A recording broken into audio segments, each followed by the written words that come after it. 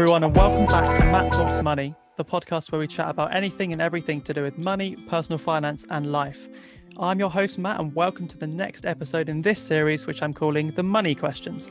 In this series, I'll be chatting to my friends and family and asking them questions about money. Today, we have our next guest, Mr. Jack Bennett. Hello, mate. How you doing? Hello. Thank you very much for having me. It's like a bit of an honour to be a second on. Second, mate. Didn't quite make it first. So, mate, tell everyone a bit about yourself. How do we know each other? What do you do at the moment? Yeah, of course. So my name's Jack. I'm currently in Leeds at the minute studying medicine. I've known Matt for at least 10 years now. We grew up together, went to secondary school together, and have been in contact ever since. Yeah, we met through your nan? Oh no, it's through Cubs, wasn't it? Yeah, many years ago. Many years ago, yes, indeed. So if I was to ask you, what's the first thought that comes into your head, first word when I say to you money? What's your answer? Opportunity. Opportunity, all right. Continue.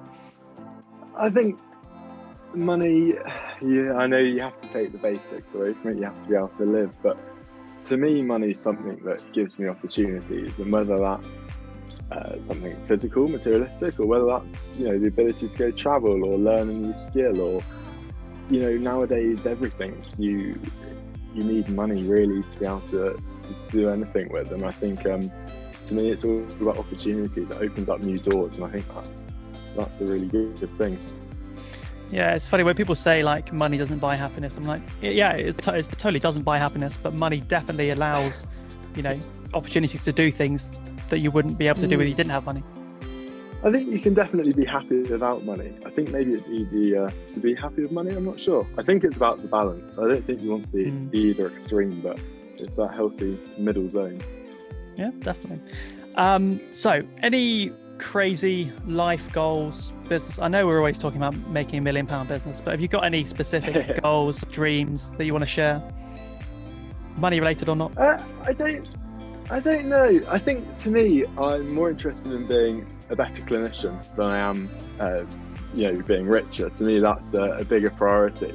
I would like to have a comfortable lifestyle, though. I'd like to earn well, and I'd like to also use my money to set up for my future family and my kids and so on. Well, I'm sure being a consultant will earn you a nice sum of money. A few exams to pass, yeah. Yeah. Oh well, no, good. So no plans to go into the business world or start your own business, or? Possibly, not at the minute. I think it depends where medicine takes me. I think definitely some specialties, like for example GP, where that's being revolutionised at the minute, and it's all going online, and apps and things are taking over. Whereas other specialties, it takes like emergency medicine. It's quite difficult to create a business out of it, or to create even a private setting out of it. Yeah, definitely. No, interesting. Well, we'll see what happens in the next coming years. What is one thing you reckon you spend your money on that you probably shouldn't, as in your guilty pleasure, as it were? Ooh, good question. I'm a sucker for a Tesco's meal deal. Tesco meal deal, the £3 Tesco meal deals. I will admit, the £3 Tesco meal deal I'm a sucker for. Also, I'm sure a lot of your money goes on pints. Yeah, I do enjoy the few pints. Obviously hard at the minute, lockdown, can't go to the pub. We might watch this back one day and laugh. 20 years time. Yeah, but no, I don't know. I try to be sensible. And you never know what's around the corner, and it's always nice to have a bit of reserve, so that you never know what's going to happen. You break your leg, your life changes, you need to get somewhere really quickly. So your guilty pleasure is like Tesco meal deals? If I had to pick my top one, it's not a bad one. They are really good, and they do save you quite a bit of money, to be fair. Off the back of that, would you say you're financially aware, financially literate, however you want to call it? I mean, yeah, I don't know. I would say I'm fairly financially aware. I'm in a bit of an odd position, as you all know, and I'm happy to talk about it because I think it's quite interesting. But Sort of a very close relative of mine died, obviously, and I inherited quite a bit of money through that, and that has changed the way I look at money and has put me in a very different financial position to say I was. It's very different to most 21-year-olds, isn't it? Yeah, and I think with that, obviously, there's benefits, but there's also challenges that have come with that. That the idea of having money, we always think is this amazing thing, but it's also quite difficult to know what to do with it. Where's the right thing to have it? Sometimes you wonder whether it's just better under your bed, but maybe. Well, who knows? Have I seen your challenge, inflation, and all the rest of it, and you've got COVID kicking along, and the world's doing weird things. So I think I'm in a bit of an unusual one like that. Yeah, no, because for anyone who doesn't know, me and Jack went to the same secondary school, and we were always in the same business class, and I think we were both quite financially aware from a young age. Where do you reckon you first came about to learn about money? Do you have any idea? Yeah, I think I was lucky as a kid. I was given pocket money and that idea of collecting it up and saving and spending, and also opening a bank account early. I think that's really good to be able to do that, and I think more kids should definitely get bank accounts early and start to realise how to spend money and the power of it. So I think that's where most of my sort of knowledge came from. What about you? What about me? I said on another podcast, I think, that obviously we both worked at Waitrose, and I think it was on the podcast with Ollie actually, that we got about £400 a month, and I would just spend it because I didn't really realise it was the first sum of money that I had worked for. Yeah. Obviously now looking back, I realise that's a bad idea. It was too easy. So I think from there was when I learned about money really, and especially more so at uni. Obviously doing my degree in economics, it kind of goes hand in hand. You'd hope you'd have some sort of idea about money. We'd hope, but I mean, people think I just talk about money when I just do maths half the time, and it's got nothing to do with money. I think as knowing you're very financial literate compared to some people. You know what a tax is basically, so you're better than you're more literate than most people. I don't know that much, but I know a bit. So maybe I'm middle of the road in comparison to our friends. Something like that. Yeah, I reckon if you took a sample from our secondary school, I reckon you're definitely in the top, 10 or 20%. Some of them. Don't know, but here's an interesting question. If I was to give you £1 million today, or you won on the lottery, if you play the lottery, what would you do with £1 million, Mr. Jack Bennett? I thought you were going to ask me this. I saw in your last one, you asked Ollie this, and so I had a bit of time to think about this one. You haven't sent me any of the other questions. Do you want a boring answer? Can I give a boring answer? Yes. Do you have two answers? Maybe. I think the first thing I'd do is I wouldn't do anything. You hear on the news about these people that go do all these crazy things and then either lose it all or they get themselves in some awful situation. They lose all their friends overnight. So I think the first thing to do is just don't do anything and think about it. So people will forget about you and you've won £1 million. Maybe, obviously, like if I had a friend whose car's suddenly broken down, I'd happily help out, but I wouldn't say, as people do, then go spend it all overnight and buy 2 Ferraris and a brand new mansion. Yeah. I think I would think about it, but then going on from that, I don't know.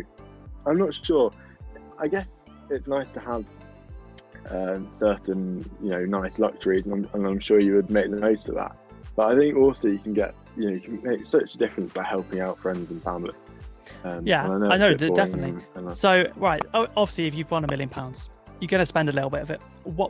You can't spend it on Tesco meal deals. So what is one thing? I think Ollie said he'd buy his dad a car. Is there one thing you want to buy, for yourself, for your friends, for your family? I'd like a new bike.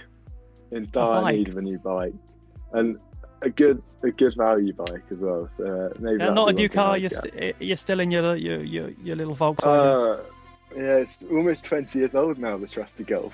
But it's hacking along quite nicely. You wouldn't get yourself BMW 3 Series, whatever it is? Yeah, Beamer 3 Series wouldn't go in there to see, but that wouldn't be first on the line. No, it's very interesting because if you won £1 million, I bet there'll be so many people popping up to you, on Facebook, Instagram, being like, "Oh, I'm suddenly your friend again." Like, in a different context. Since starting all this social media stuff, I've started this brand. I've had so many people message me that they would never have reached out to me beforehand. Like one of the guys who's coming on the podcast in a few weeks is my girlfriend's flatmate's boyfriend, who I know, but he reached out to me and wanted to chat about money. But if I never put this content out there, he would never have done that. It's quite interesting. I think it's interesting. Like, money's we're obviously talking about it as a good thing, and I've said how it's opportunistic and so on. But I think also it kind of brings out the worst in people. I'm not saying you're Emily's friend is at all. I'm just saying, and you hear these stories of people that, put it on Facebook that they've won this money, and then they get swamped with requests and all sorts of problems as a result of it. Yeah, I think money is a good thing if you use it wisely, but it can like corrupt people, and can be used for bad, of course. Going back to, obviously we went to Christmas, which is a state school. Wasn't the best in the world, wasn't the worst. Obviously during that we did business studies, and that's pretty much the extent of our financial education, as it were. Do you reckon they should be taught more in schools about finances, taxes, interest rates, all that kind of stuff? Yeah, of course. You must think the same. I think it's crazy they don't. I think there's a long list of crazy things they don't teach in schools. One thing I'm quite close about is things like CPR and basic life support. We can calculate angles in the triangle, but people aren't taught to do chest compression.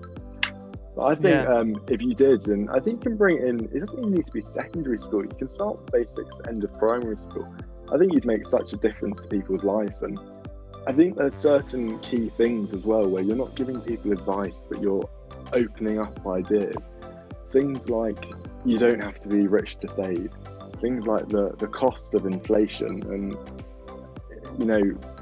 how it just a little bit of money each month with the likes of compound interest and grow and grow and grow, and the way to use that, and such as ISAs. And I think so many people have a savings account which they put money in and they earn, I don't know what at the minute, 0.1% if they're lucky nothing.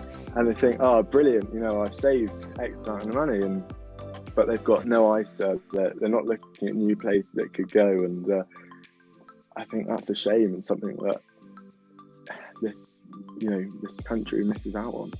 Yeah, no, I only got a credit card 2 years ago, so I was 19, end half of 19, because I always thought, because society says they're bad, you shouldn't use them, sort of thing. Yeah, exactly.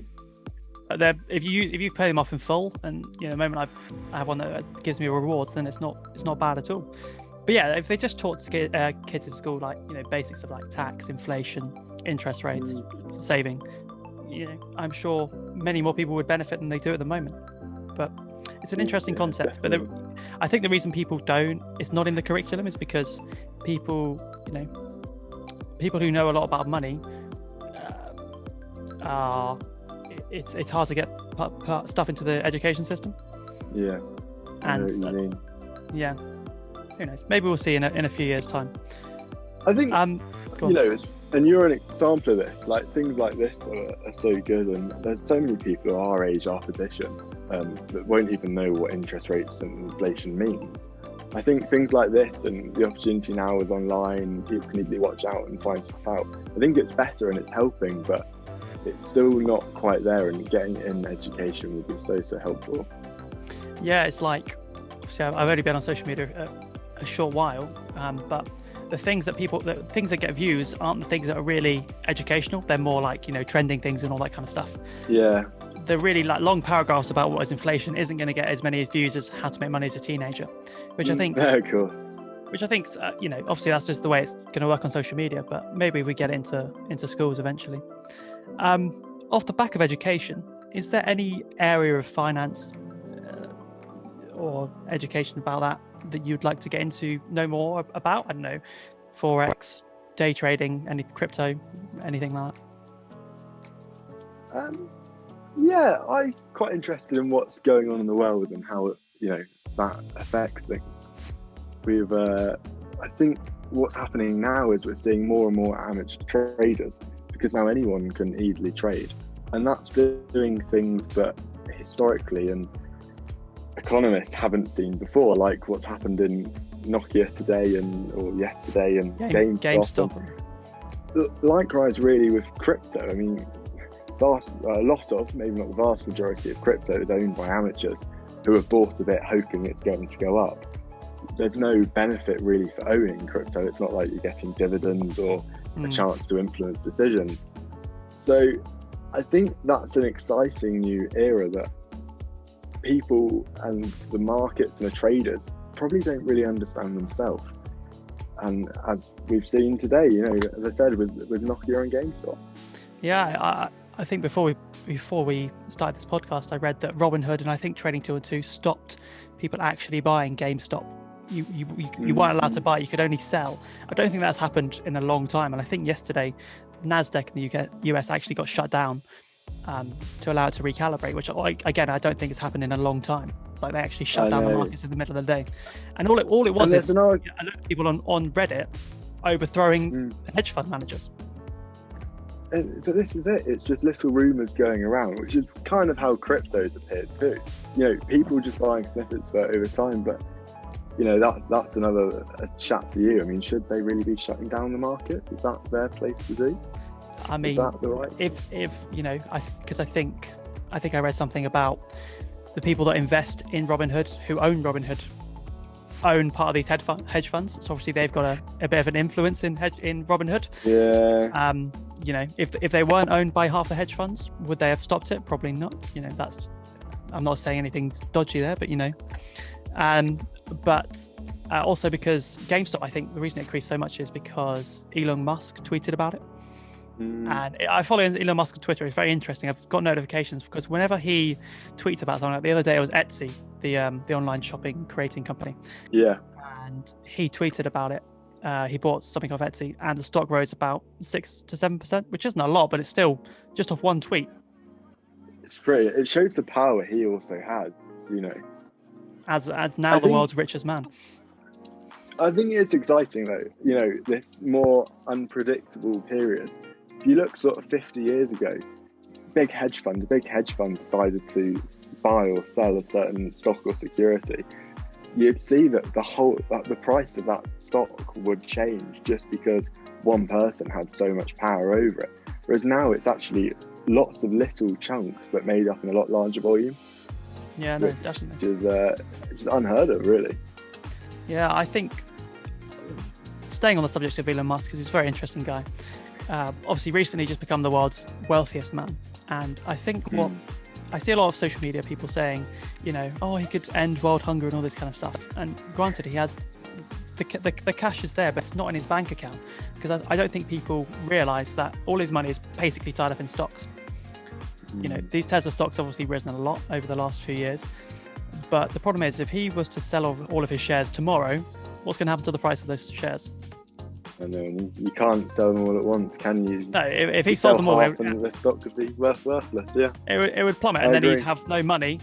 So I think I read somewhere his annual salary is only about 26k. So he doesn't. I doubt he has a lot of money coming into his bank account every month. Sure, he makes it up on the dividends. I'm sure he does.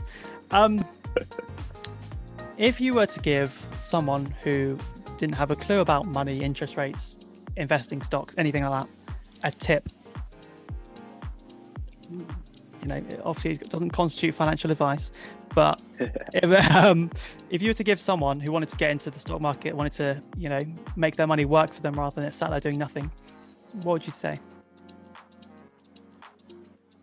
I don't know. It's a tricky one. That's a really difficult question. I think reading, and I think the best thing really you can do, and there's now hundreds of courses online which will, you can pay hundreds of pounds to learn how to be the top Forex trader. I think really the best thing you can do is have a good sense of what's going on in the world. Understand current affairs and understand how, certain things affect different things. For example, a huge new oil field is discovered. How does that affect the price of oil? How does that then affect the price of Tesco share? How does that then affect the price of, someone like DPD share and so on, and all their rivals? So I think understanding that is the key thing to go. And yeah, while it's great to be able to read the graph and the candlesticks really effectively, I think the bulk of it comes from knowing what's going on in the world, understanding the current affairs, and understanding that relationship between, if I do this, what does that do to this? So I can see you're not going to be a Forex day trader and looking at the charts all day long. Absolutely not. No, yeah. Because most of it is, what people is going on in the world. Like for example, Elon Musk, or just the news in general. Like, the day after, if Boris announces something, that the pound is going to fluctuate massively, either in a positive or a negative situation. Yeah, I guess the people that do well is they analyse the data themselves and then try and calculate what that decision will be, or what Boris is likely to say, or they look at someone and try and work out how their earnings are likely to be affected, which is an incredible skill, and then they get paid accordingly. Yeah. So your biggest tip is read up on what's going on in the world. Yeah, and I don't think you have to read through the depths of the Financial Times. It's just reading the current affairs, and if your MAGA choice is the Sun, well, so be it. You're still seeing what's going on in the world. Yeah. Have you read any financial books at all that you would like to recommend or anything? I've read a couple. I've read the one that you kindly gave to me. Well, I'm halfway through that, which is Secrets of a Millionaire Mind. Secrets of a Millionaire Mind. That's very interesting. Yeah, I think there's staying up to date with the news, but also reading books like that. Like that book, Secrets of a Millionaire Mind, absolutely changed the way I think about money. The basic premise, I think, in the first few chapters is that you already have a blueprint in your mind of how you think about money, and that can be changed because that's influenced by how you've grown up, your society and all that, but how easy it is to change it, and then you just start accumulating after that. But yeah, it's been an absolute pleasure having you on, mate. Thank you for joining me. I can't believe where the time's gone. It's gone so quickly. I know, time flies, isn't it? Thank you very much for having me. No, it's a pleasure. Thank you guys for listening. Join me next week while I'll have a different guest. Next week will actually be my brother, Daniel, will be joining me. That should be fun. Thank you guys for listening, and I'll see you guys soon. Thank you.